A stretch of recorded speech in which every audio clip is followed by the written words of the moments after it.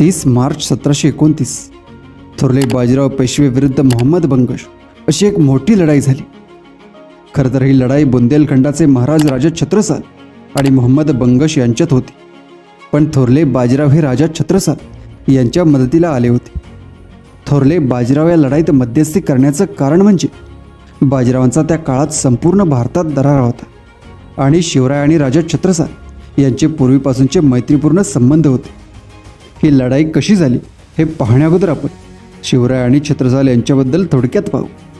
शिवरायांची प्रेरणा आजही बुंदेलखंडी जनता विसरली नाही। आजही छत्रसाल यांच्या समाधीवरचं कवळ या गुरु शिष्यांची यशोगाथा सांगत आहे। समाधीवर लिहिलेल्या कवणाचा अर्थ असा आहे, शिवराय पाठीशी होते म्हणून मी आज एवढा बलवान झालो। मुघलांना कडवी झुंज देणारा मध्य भारतातील एक झुंजार योद्धा छत्रसाल जेव्हा मुघलांच्या हैवाणी आक्रमणाने त्रस्त होऊन छत्रपती शिवरायांच्या आसऱ्याला आले होते, तेव्हा शिवरायांनी त्यांना शरण देऊन त्यांच्यात मोगलांशी लढा देण्याची प्रेरणा निर्माण केली व स्वतंत्र बुंदेल राज्य प्रस्थापित करण्याची उर्मी त्यांच्यात जागृत केली। तसेच राजकारणाचे पाठही दिले। पुढे जाऊन या छत्रसाल बुंदेलांनी शिवरायांनी आखून दिलेल्या मार्गाने मोगलांना पळताभोई थोडी करत स्वतःचे बुंदेलखंड राज्य निर्माण केले। हे सर्व होत असताना छत्रसाल बुंदेलांना छत्रपती शिवरायांनी त्यांच्यावर केलेल्या उपकारांचा हयातभर कधीच विसर पडला नाही। आपला पुत्र जगतराजला या उपकाराची कायम जाणीव राहावी म्हणून छत्रसाल बुंदेलांनी उतरत्या वयात त्याला एक पत्र लिहिले। मी पुण्यात शिवाजी महाराजांकडे बरेच दिवस राहिलो, त्यांच्याकडून अनेक विद्या तसेच धनुष्यबाण चालवायला शिकलो व तिथून परत आल्यावर माझ्यात मोगलांशी उभे वैर धरण्याचे धारिष्ट निर्माण झाले। तर अशा प्रकारचे शिवराय आणि छत्रसाल यांचे मैत्रीपूर्ण संबंध होते। आता आपण या लढाईबद्दल पाहू। 1729 साल उजाडलं। बुंदेलखंडाचे महाराज छत्रसाल यांनी आपल्या विश्वासू दुर्गादास राठोड नावाच्या एका सेवकाकरवी एक पत्र बाजीरावांना पाठवलं। त्या पत्रात लिहिलं होतं, जो गती ग्राह गजेंद्र की सो गती भयू जानू आज, बाजी जात बुंदेलंड की राखो बाजी लाज। मोहम्मद बंगश आणि मोठ्या फौजेसह बुंदेलखंडावर आक्रमण केले आणि आघाडीवर लढत असणारा वृद्ध छत्रसाल घायाळ होऊन जैतापूर जवळ असणाऱ्या किल्ल्यात आश्रय घेता आला। त्यावेळी मध्य प्रदेश येथे बाजीरावांना ते पत्र मिळाले। त्याचवेळी उज्जैनला वेढा घालून बसलेल्या चिमाजी अप्पांना बाजीरावांनी बुंदेलखंडात जात असल्याचे लिहून कळवले। त्या पत्रात लिहिलं होतं, उज्जैनच्या शहास गुंतून राहू नये, वरकड स्थळे व प्रात पुष्कळ पडला आहे। तुम्ही आम्ही एक होण्याची जरूर वाटल्यास तसे लिहून पाठवणे, नाहीतर आम्ही सत्वरच बुंदेलखंड प्रांते जात आहोत। दिनांक 12 मार्च 1729 रोजी महोबा गावानजीक छत्रसाल व बाजीराव पेशव्यांची भेट झाली आणि महोबा गावापासून मराठ्यांची सेना जैतापूरच्या रोखाने दौडत निघाली।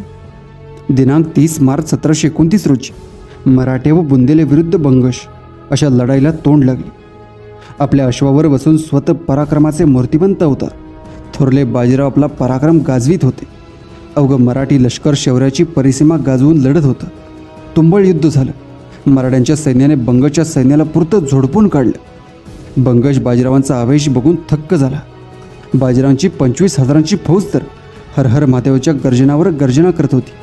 एवढ्या मोठ्या फौजेसमोर मुळातच निभावं लागणं अगदीच कठीण, त्यात भरीस भर म्हणून स्वतः थोरले बाजीराव युद्धात होते। मग त्यासमोर त्या बंगशचा निभाव तो काय लागणार।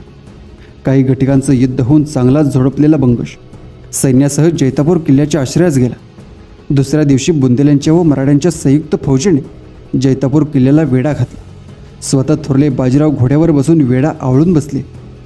जैतापूर किल्ल्याला वेढा घातल्यापासून बंगश निष्ठाची संधी पाहत होता।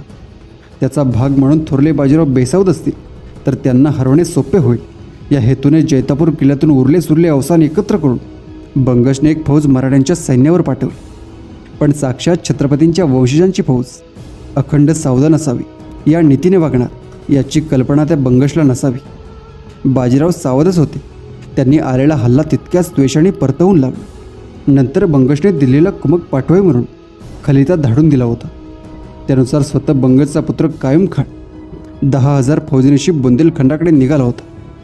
हे बाजीरावांना समजताच त्यांनी बाजीपंत रेठेकर व काही सैन्यास या फौजेचा बंदोबस्त करण्यास पाठवून दिले। बाजीपंतांनी कायम खानाच्या सैन्यास फारशी लढाई न करता झोडपून बुडवली। इकडे बिचारा बंगश कुमक येण्याची वाट बघत बसला। शेवटी कुठलाच उपाय चालेना। बंगशच्या सैन्याला उपासमार व्हायला लागली। त्याच्या सैनिकांनी किल्ल्यातील जनावरं मारून खाल्ली. आता कुठून मदत मिळणार नाही हे बंगच्याही लक्षात आले. एकीकडे निराशा तर दुसरीकडे सैन्याची उपासमार. बंगशने शरणागती स्वीकारावी असा निर्णय घेतला आणि पांढरे निशाण घेऊन शरण आला.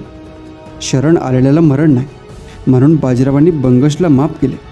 पुन्हा बुंदेलखंडावर चढाई करणार नाही असे लिहून घेतले व जाऊ दिले. दिनांक 30 एप्रिल 1729 रोजी मराठ्यांना जैतापूरचा किल्ला मिळाला. बाजीराव आणि सैन्याला मोठा विजय मिळाला.